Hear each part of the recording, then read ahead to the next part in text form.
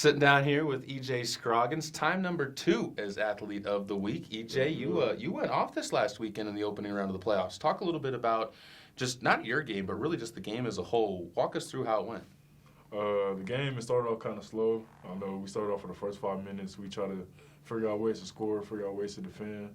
And eventually, after the first timeout, the first median timeout, we figured out a way to score the ball and defend and just lock in.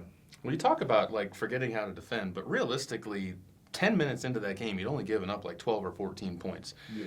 When you look at that, when you guys have a bad defensive game and that's still what you guys are allowing, does that give you guys a lot of, not even confidence, but just kind of ego, for lack of better words, and where you guys can be?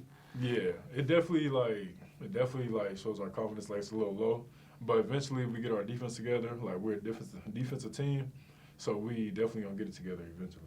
Well, and you guys were hitting from three-point land as well, 50% from three. I think you went 12 of 24 in the game. And from the field, you shot 50% as well.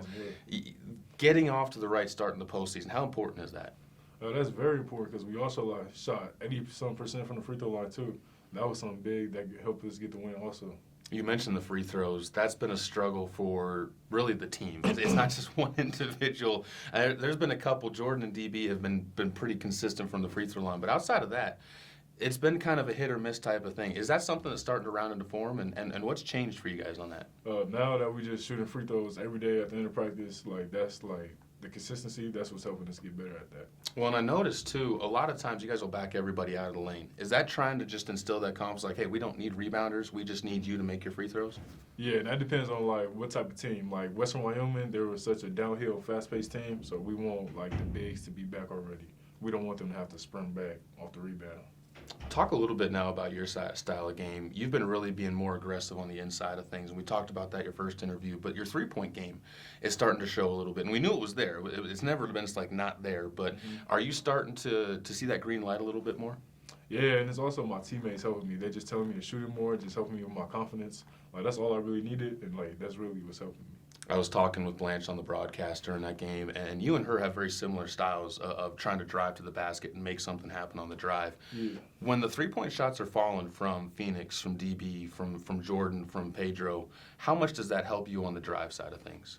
That's way better because when I drive it, that gives me better lanes to open up. So now they're not worried about me, they're worried about the shooters in the corner. You guys are starting to get a little bit more comfortable with that small ball lineup too, and I've noticed that's been something coaches relying on a little bit more. What can you guys do in the small ball lineup that you can't do when you're going a little bit bigger when Abdullah's out there? Push the ball faster, move faster, defend, switch. We do a lot of things faster when the bigs are in. But when the bigs are in, we mostly need rebounding. Talking about your game, again, on the other side, we talk offense, but now we got to flip to the defensive side. Steal side of things is still continuing to be something that you're thriving on. And you're actually creeping up not just on the LCCC record books, but in the Region 9 record books, actually. I got a sneak preview of it. I got to show you some stuff later on. But when you think about kind of cementing yourself in that legacy, where would you rather have people remember Ejay Scroggins? On the offensive side of the ball or the defensive side of the ball? The defensive side of the ball. Because most, now it's there's a lot of offensive players, people who score the ball, but now it's hard to find guys that can defend. So, I'd rather, be known, as a defender. You guys are getting ready for the quarterfinals. Now you got the jitters out of the way. That opening round game, it kind of gets you prepped for what the playoffs is going to be like, the different intensity and the different feel to it. Now you guys go on the road. Is it something that you're comfortable with going on the road for the quarterfinals? Yeah, definitely. And we've been in Western Nebraska before, so we know, their type of arena, so we know definitely what to expect. And playing against Trinidad, we played against them twice, so 1-1, and we know how they play, so we know what to expect going against them. The other big thing with Trinidad, back-to-back Region 9 champs. They win in 2022, they win in 2023.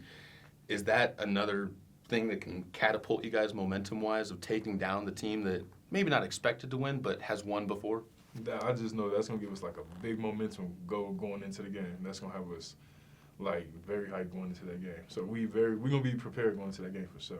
Well, not only that, you guys it was looking like until Central Wyoming got upset by Northwest, you guys were going to be on the opposite side, taking West Nebraska and Casper. And not that there's an easy side of the bracket. Either way, it's going to be tough. But now you get the teams everybody was looking at because Gillette and Trinidad. Would you rather have that test to go through and battle through and keep that mental game kind of up on that peak level? Yeah, I'd rather go through these games right now and get the win through these games because I feel like the winner of this side of the bracket is the winner of the whole region. Definitely can agree with that. Now, let's talk a little bit about the goals for the tournament itself, other than winning the games. What does this team have to do on the court in order to come away with wins? Have you guys put kind of the numbers you want to shoot or numbers you want to hold teams to yet? The number we want to hold teams to is under like 65, 64. We want to defend and just hold teams down. Then we want to rebound and box out everything. Anything we possibly do to hold them under 65. Is there anybody who you feel has really kind of started to see that consistency come a little bit more, that has been a big factor in this charge? Because we knew you, Jordan, Davion, Pedro, that group was going to be there. Has there been anybody else that's kind of stepped into the role and really helped you guys with this push? Phoenix. Yeah, he definitely helped us too. After the second half, he been more consistent with himself. He been in the weight room, so he definitely been helping us also. Well, we're looking forward to seeing what you guys as a group can do, and definitely excited to see what you guys can do against Trinidad. 1 o'clock coming up on Thursday.